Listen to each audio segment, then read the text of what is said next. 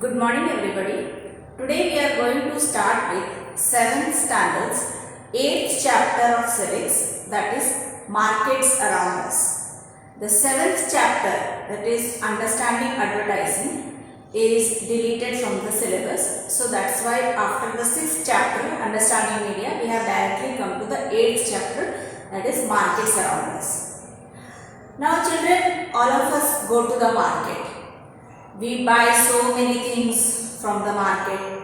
We buy fruits, vegetables, groceries. We buy stationery items. We go to medical shops and buy medicines. We go to buy shoes, clothes, so many things. If we make a list of things which we buy from the shops, the list will go very long. Now sometimes we go to those shops which are located in nearby areas called neighborhood shops. Sometimes we go to those shops which comes once in a week. Sometimes we buy the things from the hawkers also, those who come in front of our house to sell their things. Sometimes we go to shopping complexes. Sometimes we go to malls. So there are many types of markets where we go and buy the things. Now in all these areas, how buying and selling takes place? Who are these buyers? Who are these sellers? And what are the problems they are facing? All this we will study in this chapter, markets around us. So let us start with first important market, that is weekly market. As the name suggests, weekly market is a market which comes only once in a week. So the day may be any day. At some places the market comes on Monday. In some areas it is on Sunday, some areas Tuesday. So but once in a week when market comes in a particular area, that is called as weekly market. Now in this weekly market, the people come and sell the things. They don't have a permanent shop there. So they sit on the roadsides or some particular assigned area, and there they are selling their things. So the people who come and sell their things in the weekly market, they bring a lot of items along with them. Like all type of people come and sell their things. There may be people selling vegetables, there may be people selling fruits, there may be people even selling clothes, then chappals, shoes, spices, and there are many other things also which are sold in the weekly market. Now in this weekly market, when a person or a family sets up their shop, they set the shop in the morning and they pack up in the evening and they leave the place. Then they set up their shop at some other place the next day. So that is why in the weekly market all the shop related work are done only by the family members. They do not hire workers for setting up the shop and selling the things, because anyway they have to close it in the evening and move to the other area. Moreover, when we go to these weekly markets, we get all the things in very cheap rate.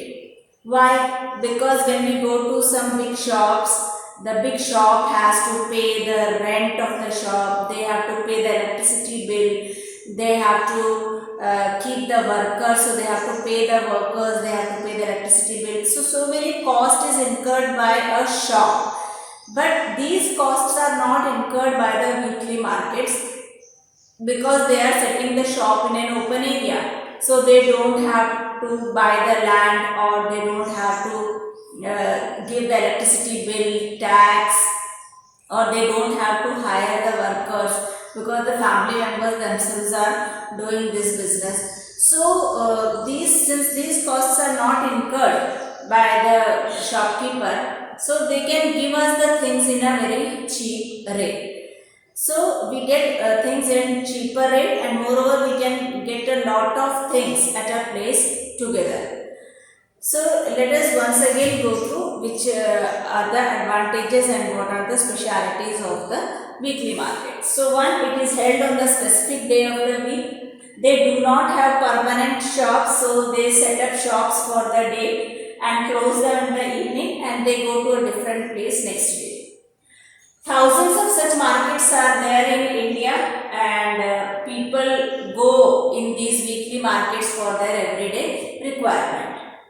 Now many things we get at cheaper rates because they are not set up in a permanent building. They don't have to pay any rent, electricity or fees to the government and wage to the worker. So these costs are not added in the things which they are selling. Moreover, these people who set up the weekly markets, they don't have any go down for storing their things. Usually they store it at their home only. So they don't have to pay any rent for that. Then they are helped by the family members. They don't hire any workers for that one. Now, in the weekly market, there are many shops which sell the same products. Like if you take the example of vegetable, suppose there is a person who is selling tomatoes.